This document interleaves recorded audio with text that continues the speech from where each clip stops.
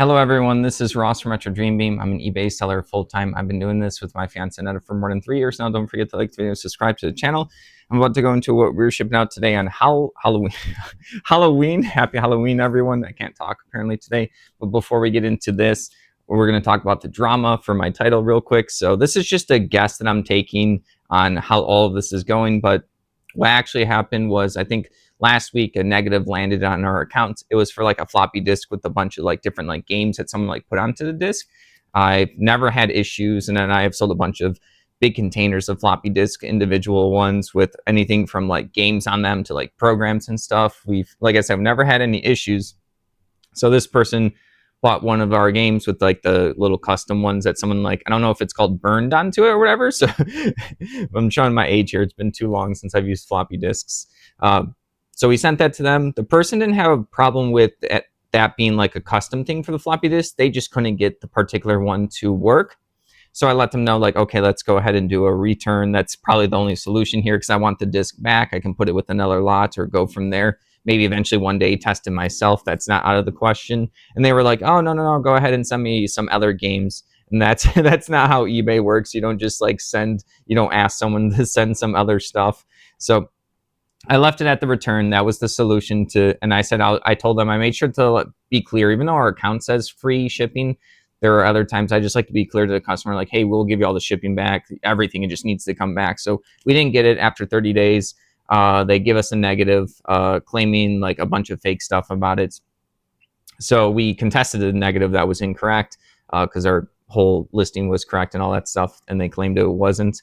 We got the negative removed. We had obviously blocked the buyer at that point. We don't want to deal with that anymore. It's probably better for both us and the buyer at that point. But then that person must have, I don't know if people get emails or stuff that their feedback was removed. I'm not sure how that works. So this is the point where I'm starting to take a guess on what happened. So I'm assuming they got an email or something and realized that their negative didn't stick. They must have made a new account to look at our stuff. Or I don't know if they can still look at our stuff if we block them, but maybe whatever reason. And then all of a sudden I started seeing all these policy violations start landing on our floppy disks, different ones. So I haven't looked at like what the policy violation is. I want to look at it on the computer. So, but I figured that was some kind of retaliation. So that really got to the person. All they had to do was return the item and go from there. But I'm going to double check to see what's allowed for all these floppy disks and stuff. So like I could also be in the wrong here. But like I said, we've sold a bunch way in the past, way before we started doing YouTube. So like this has never been an issue for us. All right. With the drama out of the way, wasn't that exciting? All right, first up is going to be this incomplete. This is going to be, oh, did I grab the wrong thing? I think I grabbed the wrong, oh no, sorry. Something must have sold on my way back. So I was super confused. All right, gather myself. All right, so first thing right here, it was, I'll talk about it on Monday's episode. All right, this is 36 Lord of the Rings Game Workshop bases, black bases right here. This is the Lord of the Rings strategy game. I think they redid it within this past year or so. Excuse me. People want to get like the particular circular bases with the brand on the bottom. Of course, you can always get like other custom ones, but these like were designed for the Lord of the Rings strategy game. The stuff is like pretty expensive just finding it. I remember when they rebooted the game that we had some stuff and it started selling. And when I had gotten that stuff, I thought I paid a little bit too much for it. So I happened to get lucky that they rebooted back the game. But yeah, just these 36 bases sold for $36 plus shipping. Everything's going to be plus shipping. I always keep an eye out. Not too many people list like different bases or at least these specific ones. So I'm always doing that. And I also sold some moving along, but I'll get to it. I'm going to do all the stuff in order. All right. So next up, well, a couple items also sold when I was on my way back. Sorry, it's kind of all over the place and my brain woke up super late today. I didn't do any listing yesterday. We ended up getting, our parents took us out to dinner. So that was good. So then when I got back, we just played games. What? Oh yeah, Anetta said my parents, not hers. I know I'm misspeaking today. But yeah, came back. It was like 8 or 9 o'clock. And then I was like, you know what? I just organized a little bit of the eBay stuff. And then we just played games and then relaxed for the rest of the night. But yeah. And then more stuff sold. This is the most stuff that probably quantity-wise for October, and I didn't list that. Do I recommend that to everyone? I don't know. do whatever pace makes you feel happy. All right. But these are going to be 20 partially painted Civil War miniatures. We've been selling a bunch of these. I got a big bag of these like plastic miniatures. Some were painted, some were not. Some were the Napoleonics. Some were, I think, Revolution, a little bit of World War II, and a lot of Civil War. These things I didn't realize were Civil War because they had a particular outfit I hadn't seen before, but I was like using the reverse image search, and I found that these are Zuvras or something, and then both sides end up having these like baggy pants and shirts and stuff. So that's what these are painted like, $23.99 for that. All right, moving along, we have Pokemon. It's going to be a play mats. This is official TCG play mats. But yeah, this one, like I have it already nicely packed in here. Playmats are kind of awkward to store. At least I don't have any good baggies, so I just kind of like put it in sideways in the bag and wrapped it up. But yeah, this is going to be the VMAX Charizard. Charizard's super popular. Pokemon, probably one of the most popular. It's probably like Charizard and Pikachu are going to be like the top two. This little playmat sold for $9.72. People will use these playmats to lay them out, and then you can like put your cards on them. Like I have a playmat right here just for our table. This isn't just, I don't know, they work out nicely. But when you put your cards on sleeves, you can like kind of slide them up and down, and then you can actually play the game, and it just makes it smoother. Plus, you get to customize your little playmat, you get to choose your art, so you get to what's the word? You get to show like things you like and stuff like that. I can't think of the word. $9.72. Playmats don't really sell for too much, but I do enjoy listing them because people will occasionally pick them up. But yeah, unless if they're like a specific like a artist signature onto the art of the mat, that's could get a little bit more money. Or if it's a play mat that you have to earn by going to a tournament and there's not that many, those are probably the play mats that do pretty well. Or maybe something that has low supply, but usually play mats in my head go for like $8 to $20 probably overall, but I still list them. I like picking them up.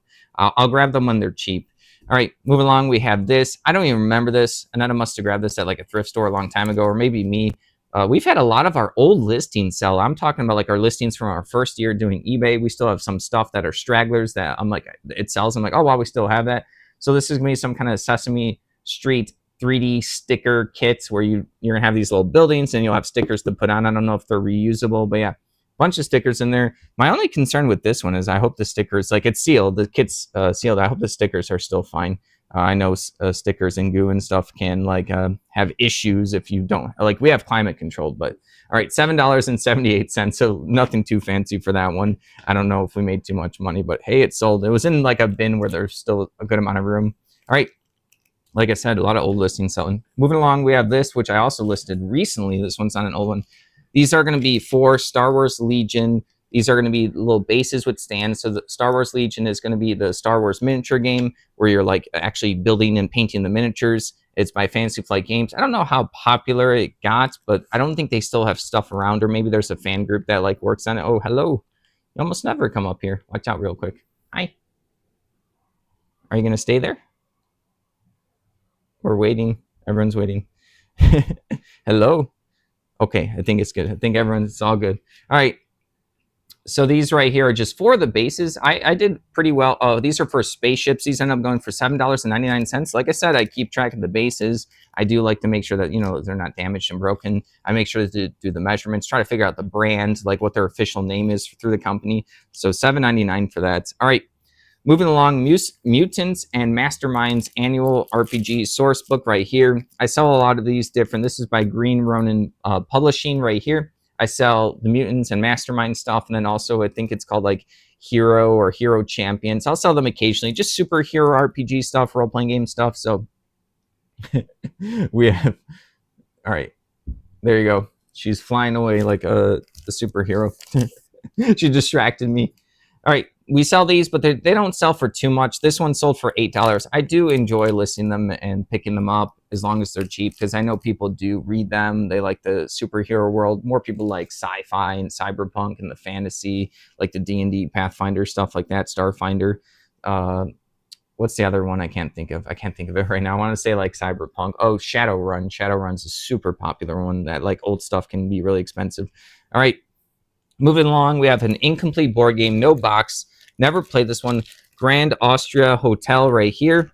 This is just like most of it. It's missing a couple of things. I just kept it in the baggie. I'm going to make sure that we repackage this better for when we ship it, to make sure that cardboard pieces don't get creases in them, the cards that don't get bent.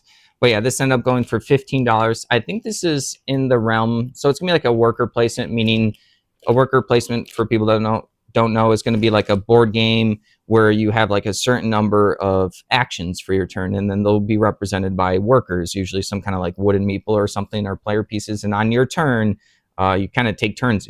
Most of these games you take turns. You get to pick a spot somewhere, and it might be like, oh, you put your worker in this area, so now you're going to get some like money, but now no one else can go into that area until the round is over. So people keep doing this type of action, which is why it's called worker placement. You place your worker, next person goes, and then you usually are gathering all these resources or different points. And the goal of the game, or I guess each game is different, but you're trying to get the most points, and then you use your resources. This one's gonna be like hotel themed, so you're probably getting different guests into your place. You're probably getting some money to purchase stuff. I'm taking a guess because, like I said, I haven't played this one. I know it's a popular one, and then I think it's by a designer, Reiner Kaniza. I don't know if I said his name right, but he's, I think, made hundreds and hundreds of board games, so he's pretty popular.